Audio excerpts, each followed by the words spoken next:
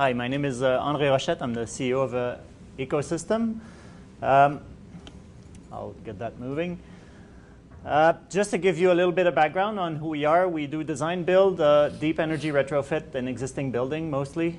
We always aim at 30% plus savings. And a lot of the time what we do also is we increase the comfort and reduce the number of issues in the buildings. We have two types of clients. We have the institutional market, who is typically looking at savings, long-term savings.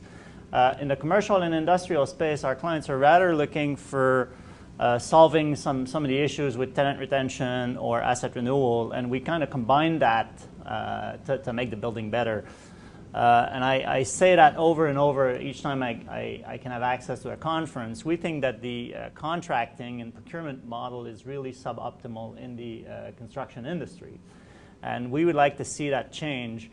For the engineers to make money, he's got to reduce the number of hours and use juniors on the job because he's bid a low amount.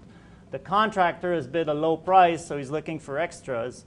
And the owner, he's looking, for different things, sometimes to just flip the buildings after a couple of years. And there's just a line, the aligned interests are not there. People are all over the place looking at different factors to make money. And we think that, this is a big, big problem. The procurement model and the contracting model, obviously, they kind of go hand in hand.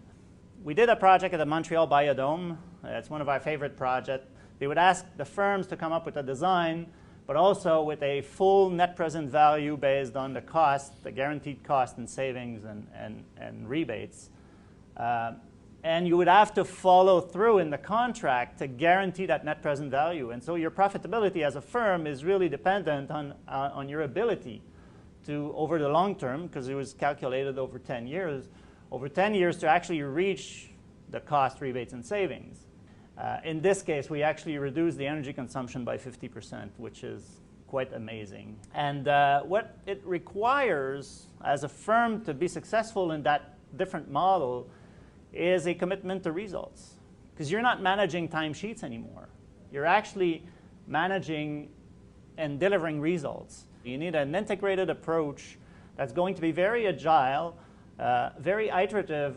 We're always working with the end in mind. You're not trying to build what's on the drawings. You're trying to build something that's going to accomplish the end results that you're looking for. Ultimately, collaboration is key, because we'll never know any building as much as the owner and the operators. So if you don't work together, if you don't collaborate with the building operators, it's impossible to reach the final goal. That's what I had for you today. Thank you so much.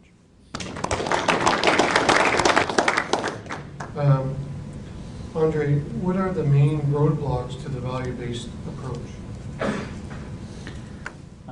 That's a good question. When you talk about net present value, you need to talk about first you need to evaluate a whole proposal with design components to it, and then it implies you'll need to measure as well. So you'll need to follow up on the project, look at the savings, find a methodology to identify the savings. But I would say that the complexity of the model is the main roadblock. And I guess just to follow up on that, do you think the market is ready, or the industry professionals? We see a lot of PPP out there, private-public partnerships. So I would say yes. For the bigger project, the market is ready. In both Quebec and Ontario, we see that the traditional model has its limit, but also both the real estate industry and the construction industry are both very conservative.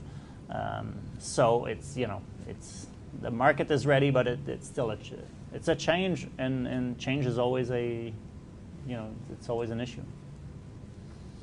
I think what's gonna happen in our industry. Someone's gonna come out from left field.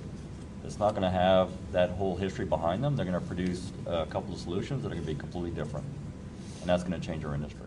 So, like Andre says, it's the procurement process, how we acquire, how design standards are put in place, how the vendors are pushed to improve will make a difference.